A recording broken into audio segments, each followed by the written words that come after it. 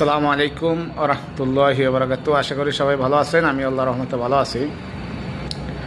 সত্য কোনো দিন গোপন থাকে না, আর থাকবেও না, এটাই হলো বাস্তবতা ইনশাআল্লাহ। আপনারা জানেন, ইতিমধ্যে সোশ্যাল মিডিয়ায় বিভিন্ন খবর অপপ্রচার কয়েকদিন যাবৎ চলতেছে। সেটা হলো নাটোরে বিএনপি এই যে জামায়াত ইসলামের 4 জন নেতাদের গ্রেপ্তারের বিষয় নিয়ে, যে ওখানে 4 জন নেতাদের গ্রেপ্তার করছে। এখানে বলা হয়েছে যে 24 চ্যানেলে তারা খবর প্রচার করছে যে চাঁদাবাজির অভিযোগে জামায়াতের 4 নেতা গ্রেপ্তার।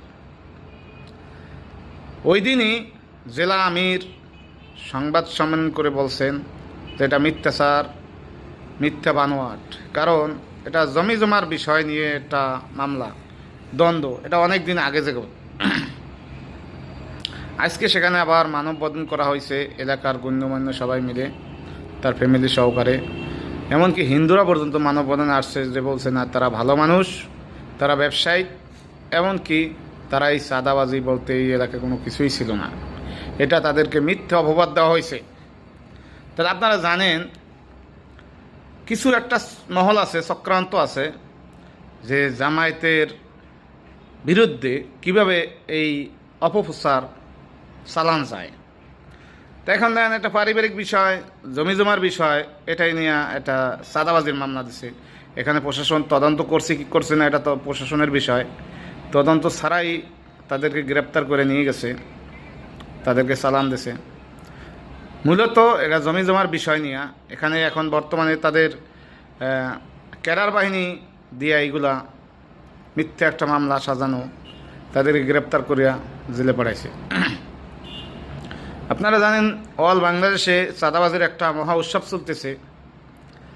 তাতে তাদের কারা করতেছে চাঁদাবাজি, কাদের নাম আসতেছে সোশ্যাল মিডিয়ায়, এমন কারা এই দল থেকে বহিষ্কার করতেছে, এটা জানে না এমন কোনো মানুষ বাংলাদেশের পৃথিবীর কোনো বাংলা ভাষাভাষী আছে, তারা জানা নাই, মানে জানে না এমন কোনো মানুষ নাই।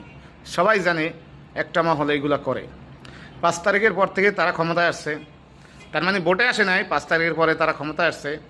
এক স্বৈরাচার কাছে আরেক স্বৈরাচার আসছে, সেখানে তারা পথ ঘাট, বাস স্ট্যান্ড, টেম্পো স্ট্যান্ড, কবরস্থান, পৃথিবীর ইতিহাসে জানি না যে কবরস্থানেও এরকম চাঁদাবাজি করে, কবরস্থান পর্যন্ত চাঁদাবাজি করতেছে। তাতে এই মহলটাই এই ইসলামী নেতাদের হয়ে অপপ্রচার চালাইতেছে, মিথ্যা অপবাদ দিতেছে। ইনশাআল্লাহ সত্যের বিজয় হবে আজ আর কাল।